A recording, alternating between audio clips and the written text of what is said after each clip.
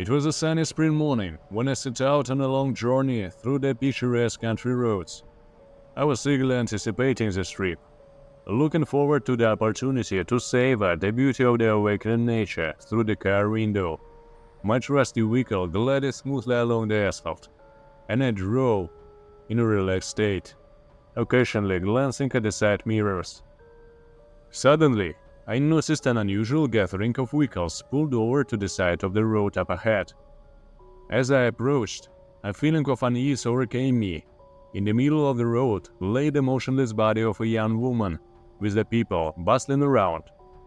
My heart raced as I realized an accident had occurred. Stopping the car, I hurried to the scene of the incident. The sight that greeted my eyes was horrifying. The woman, it seemed, had suddenly darted out in front of an oncoming vehicle. The driver, judging by his bewildered expression, had not managed to brake in time and struck the unfortunate woman. A small crowd of witnesses had gathered, and someone had already called for an ambulance. The medics who arrived quickly examined the victim, but sadly pronounced her dead.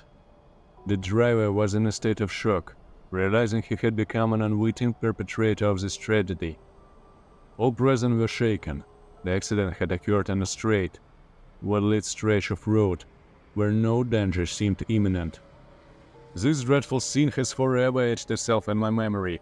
I struggled to compose myself, replaying the lifeless body of the woman and the anguish in the driver's eyes. Since then, I have become much more attentive and cautious behind the wheel, understanding that even the safest of roads can harbor unforeseen dangers. This tragedy taught me to cherish every moment and remain vigilant to avoid such situations. It was late in the evening when my family, my parents, younger sister, and I set out from San Francisco towards Los Angeles. We had decided to take the scenic Route 101 to enjoy the sights of the California coastline. Also, the journey will be long, around 6 hours. We were brimming with enthusiasm and anticipation of the adventure. As we left the city, we soon found ourselves on a deserted stretch of highway, surrounded by the dark silhouettes of mountains. The night was moonless, and the road ahead disappeared into the darkness. Only the headlights of our car pierced the gloom, illuminating a small section of the asphalt. My father drove the car carefully and focused, keeping a close eye on the road. My mother dozed in the passenger seat, while my sister and I conversed quietly in the back seat, watching the passing landscapes. Suddenly, we noticed a dark shape on the road ahead. At first, it seemed like a mere shadow, but as we drew closer, it became clear that it was a large animal. Father slammed on the brakes, but it was too late. There was a deafening impact, and our car swerved sharply, veering off the road. Fortunately, we did not roll over and came to a stop, crashing into the roadside bushes. Everyone was alive and relatively unharmed, though deeply shaken. Stepping out of the car, we discovered that we had struck a deer. The poor creature lay motionless and dead on the road. Father approached the body, examining it. The deer had darted out unexpectedly, and we simply had not had time to react. It was a tragic accident, but we were all alive, and for that, we were grateful. After ensuring the car was still drivable, Father called the police and a towing service. As we waited for help to arrive, we sat in the car, trying to calm our nerves after the traumatic experience. No one spoke a word. We were all profoundly affected by what had happened. When the police and tow truck arrived, we recounted the incident. They inspected our vehicle, documented the damage, and removed the deer's body. We had to wait for the car to be towed to a nearby repair shop. Eventually, we made it safely to Los Angeles, albeit with a slight delay.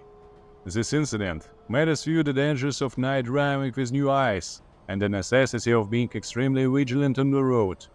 We thanked our lucky stars that the outcome was relatively favorable and vowed to be more cautious in the future.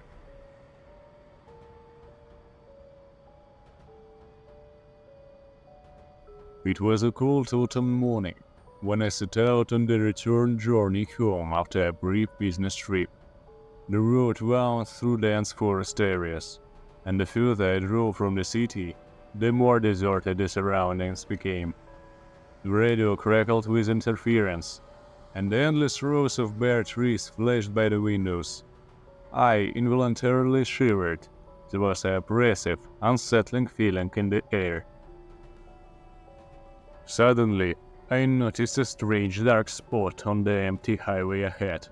As I drew closer, my heart turned to ice. It was an overturned vehicle. I slammed on the brakes and jumped out of the car, rushing to the scene of the accident.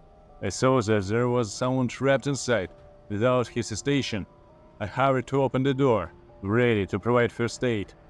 But as soon as I peered inside, a frigid terror washed over me. Staring back at me were the lifeless, glassy eyes of a young woman, trapped amidst the wreckage. Her face was contorted. In a silent scream, I recoiled, my heart pounding furiously. Suddenly, as if sensing my presence, she slowly turned her head towards me. I stood frozen, paralyzed by horror. Her gaze was filled with an unimaginable anguish and despair. It seemed she was pleading for help, begging to be saved. But all attempts were futile. Her body was crushed between the twisted metal structures. I knew there was nothing I could do to help her. Gathering the remnants of my courage, I approached closer, hoping to at least ease her suffering. The woman stirred weakly, and I noticed her right arm was twisted at an unnatural angle. I gently touched her shoulder, trying to comfort her, but in response, she let out a soul-wrenching grasp that sent shivers down my spine. Suddenly, her gaze became more focused, and she, with great difficulty, fixed her eyes on me and whispered hoarsely, "Help me!" Her voice was weak and raspy, as if she was struggling to breathe. I was paralyzed, unable to utter a word. What could I do? Call for rescue? But they would likely not arrive in time. The woman was doomed. She tried to speak again, but all that came from her throat was an agonizing cough. Her body convulsed, and bloody foam appeared on her lips. I watched in horror as she slowly slipped away before my eyes. Abruptly, her gaze became lucid, and she, with great effort, focused on me and whispered, "Please, help me." These words pierced me to the core, making my heart clench in pain. I knew there was nothing I could do to help her. Her life was fading away before me, and I was powerless to change it. I wanted to scream, to run away from this nightmare, but I couldn't leave her alone in this terrible moment. I gently took her cooling hand in mine, trying to comfort and soothe her. The woman weakly squeezed my fingers, her eyes filled with gratitude. She could no longer speak, but her eyes pleaded for help. I watched as the light slowly faded from her gaze. Suddenly, her body convulsed in a final, shuddering breath, and her eyes glazed over. She was gone. I sat there, next to her mangled body, and bitter tears streamed down my cheeks. I felt so helpless, so insignificant in the face of death. This tragedy would haunt me for the rest of my days. After I called the police and rescue services, hours passed. Though I barely remember what I said in my statement, I don't know how long I remained by the wrecked vehicle. Only when dawn began to break was I finally able to force myself to return to my own car. The entire drive home, I was shrouded in a fog, unable to shake the horrifying images seared into my memory. This tragedy had forever changed me, leaving a deep scar on my soul. Sometimes I wake in the night, drenched in a cold sweat, reliving these terrible moments again and again. I see her pleading gaze, hear her final agonizing rasp, and each time I'm tormented by the guilt, for I could do nothing to help her. Perhaps if I had acted faster, called for aid sooner. But no, I was simply paralyzed by terror. unable to move. This story has become a true nightmare from which I cannot escape.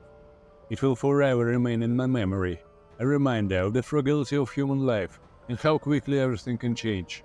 Now, when I recall that tragedy, I tremble and my heart aches with pain. I pray that no one else will ever have to endure such an ordeal, or even the most ordinary of journeys can turn into a living nightmare.